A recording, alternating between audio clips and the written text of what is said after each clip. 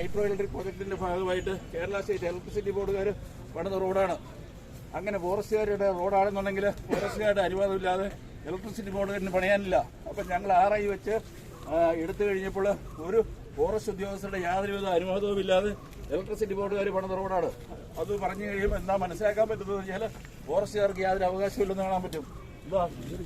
ഇതിന്റെ ഏറ്റവും വലിയ തെളിവ് എന്ന് പറഞ്ഞാൽ 1800 ബ്രിട്ടീഷ് സായിപ്പന്മാർ പെടുന്ന കലിങ്കാണ്.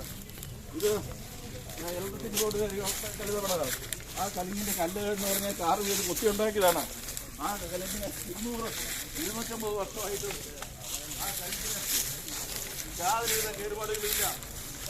എന്നാൽ നമ്മുടെ ജനകീയ സർക്കാർ വന്നതിന് ശേഷം നിർമ്മിച്ച കലിങ്ങിന്റെ അടി ചെള്ളിപ്പോയിരിക്കുന്നു. ഇതേ രീതിയിൽ പെരുമ്പംകുത്ത് വരെയും മൂന്നാർ വരെയും റോഡുകളുണ്ട്, സുഖമായിട്ട് പോകാവുന്നതാണ്. അതുപോലെ തന്നെ ഏറ്റവും വലിയ ഉദാഹരണം എന്താണെന്ന് വെച്ച് കഴിഞ്ഞാൽ പൂർത്തിക്കുളി മുതൽ പെരുമ്പംകുത്ത് വരെ ഇപ്പം 4 വഴി പാത നിർമ്മിച്ചിരിക്കുന്നു. വെറും 12 കിലോമീറ്റർ റോഡ് ഇതിന്റെ തറസ്സുകൾ നീക്കം ചെയ്ത് കഴിഞ്ഞാൽ പെരുമ്പംകുത്ത് വരെ വളരെ സുഗമമായിട്ട് പോകാൻ പറ്റുന്നതാണ്. ഇതിവിടെയുള്ള ഉദ്യോഗസ്ഥന്മാർക്കും നാട്ടുകാർക്കും ജനത്തിനും എല്ലാം അറിയാവുന്നതാണ്. ഫോറസ്റ്റുകാർ അന്യായമായിട്ട് തടസ്സം ചെയ്യുന്നതാണ്.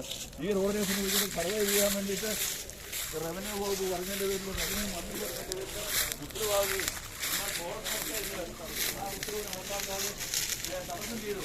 അതിനെതിരെ ഞങ്ങൾ പ്രധാനപ്പെട്ട കേരള ഹൈക്കോടതി വിഭാഗം കേസ് പറഞ്ഞിരുന്ന സർവേ ചെയ്യാമെന്ന് പറഞ്ഞത്. അപ്പോൾ അപ്രകാരം സർവേ ചെയ്ത് കഴിഞ്ഞാൽ സെൻട്രൽ സർവേ ഓഫീസിൽ നിന്ന് എടുത്ത റെക്കോർഡ് പ്രകാരം സർവേ ചെയ്ത് കഴിഞ്ഞാൽ ഫോറസ്റ്റുകാർക്ക് യാതൊരുവിധ അവകാശമുള്ള റോഡല്ല എന്ന് കാണാൻ പറ്റും. അതിന്റെ ഏറ്റവും വലിയ ഉദാഹരണമാണ് പട്ടേക്കാട് മുതൽ ഇപ്പപ്പുഴ വരെയുള്ള റോഡ് 26 കോടി രൂപയ്ക്ക് കെട്ടി പ്രൊജക്റ്റ് പണിതിരിക്കുന്നു. അവിടെ 30 മീറ്റർ വീതിയുണ്ട്. 1 സെന്റ് ഭൂമിയോ 1 സ്ക്വയർ ഫീറ്റ് സ്ഥലവോ അക്വയർ ചെയ്തിട്ടില്ല.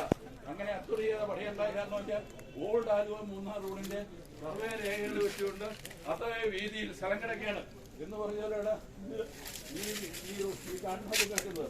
ഒരു കാരണവശാലും 10 ദിവസം MPയോ അബോർട്ടേഷനോ കൊടുത്താൽ നിർമ്മിക്കാവുന്ന റോഡാണ്. അത് നമ്മുടെ എല്ലാവർക്കും അറിയാവുന്ന കാര്യമാണ്. നമ്മുടെ ജനങ്ങൾക്കും ഏറ്റവും മനസ്സിലായിട്ടുണ്ട്. അതുകൊണ്ട് ഇന്നിപ്പോൾ റോഡ് തുറന്നു വന്നിട്ടുണ്ട്. ഈ റോഡ് ഇനി നൂറ്റാണ്ടുകളോളം ലോകത്തോളം കാലം തുറന്നു തന്നെ കിടക്കും. ഒരു കാരണവശാൽ ഉദ്യോഗസ്ഥന്മാർക്ക് ഇത് അടയ്ക്കാൻ പറ്റത്തില്ല. ഓക്കെ, ഉദ്യോഗസ്ഥന്മാരെ എന്ന് പറഞ്ഞാൽ ജനപ്രതിനിധികൾ പറയുന്നത് കേൾക്കണം. നമ്മുടെ MLA പറഞ്ഞു, MP പറഞ്ഞു, പുന്നേക്കാട് പിതാവ് പറഞ്ഞു. ഒരു ഫോറസ്റ്റ് ഉദ്യോഗസ്ഥനും തടസ്സമില്ലായിരുന്നു. അവർ പറഞ്ഞു ഞങ്ങൾ തടസ്സപ്പെടുത്തില്ല, നിങ്ങൾ കയറി പൊക്കളാൻ പറഞ്ഞു. നിങ്ങളെ ആന പിടിച്ച ഉത്തരവാദിത്വം പറയണമെന്ന് പറഞ്ഞു. പുന്നേക്കാട് ഇപ്പോൾ ആനയാണ്.